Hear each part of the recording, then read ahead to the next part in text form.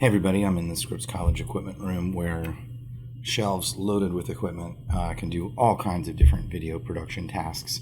I mean, anything that you can make here, a feature-length fiction film, could even be done with the equipment that's in this room.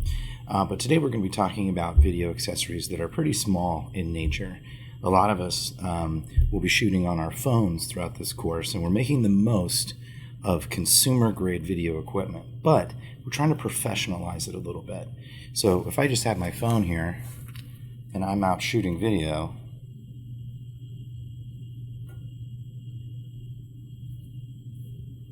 I'll go ahead and switch this around here. You can see that I'm holding it this way. I'm holding it horizontal, and so I have a video frame, but it's pretty shaky because I'm holding this with this hand, and then if I need to move it over here, I can hold it with this hand, and we can see. We need something to stabilize this, and that's where this thing is going to come into play. So this is a small tripod. It's a tabletop tripod, very simple. It maybe costs between $20 and $30. But what makes this different from other video camera tripods is this little attachment here. This can come off of the camera or off of the tripod, but this is spring-loaded here, and this is what is going to hold our phone. So I'm going to go ahead and place this in here.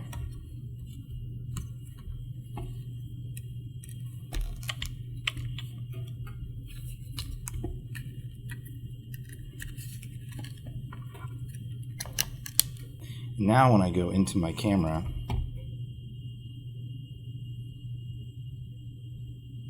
and I go ahead and record some video, that's what that video is going to look like. It's nice and stable. So I want to move that a little bit away, tilt it up a little bit, and so we'll see both camera angles there. Both are stable, and already we're professionalizing this video a little bit, which is great. Now, one of the other things I can do with this is that I can also move it into a handheld function. So if I unfasten this little knob and rotate the camera, it can become a little bit of a selfie stick. So if I do need to move with the camera, and if I am on camera kind of leading the viewer through a situation or through a process, or taking a tour of a facility, I can use this, and immediately I can hold it out from myself to get proper framing, and it's going to be a little bit more stable because I'm using my arm and my hand to hold it as opposed to fumbling around with my fingers. So we see that here. I can rotate around, and if I change the camera in the other direction, I can move about with this.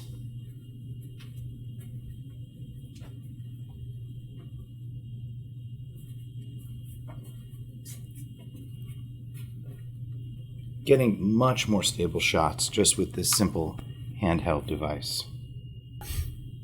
The next thing we need to do is we really need to think about sound. That's the one thing that separates a lot of amateur video productions from professional video productions, is the quality of the audio.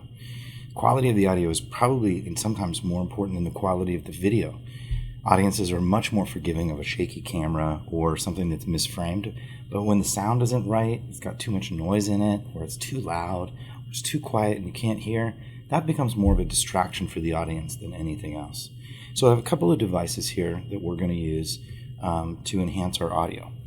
One is a Movo double mic C, or UC, and so this is a device that I can fit onto my camera. I'm going to go ahead and record here as well, so you can see this in close-up form.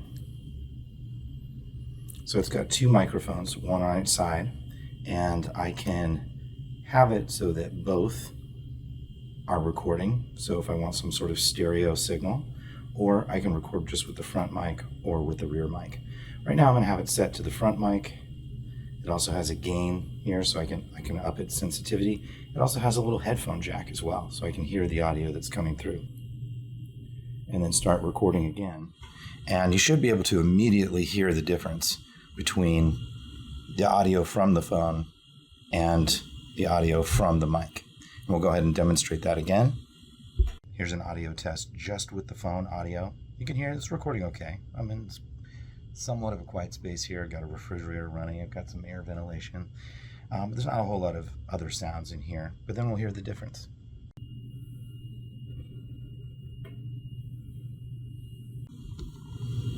And here is the difference. And you can tell that, yeah, I mean, that's definitely making a difference in getting good natural sounds of the environment while also kind of cutting through those sounds and getting right to my voice. All right, cool. I also want to add too that little Movo mic comes with a little windscreen, which is really cool. I'm going to get it on camera here. So that Movo mic also comes with a little windscreen that I can apply to the end of the camera. So if I'm out in winds at all outside, it's going to protect that and keep it safe from wind noise. The next thing we're going to have demonstrated is a lavalier mic. This is a body microphone that actually attaches to the subject and then with a 6-foot cable or so would plug into our camera.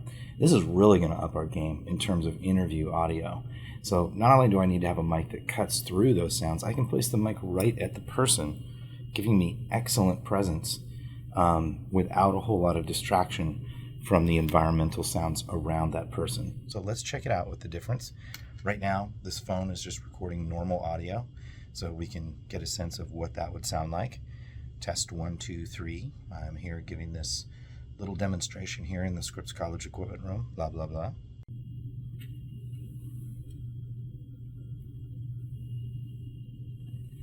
And now we can hear the difference with this mic engaged. So now this mic is recording me, it's on my person, and should make quite a bit of difference.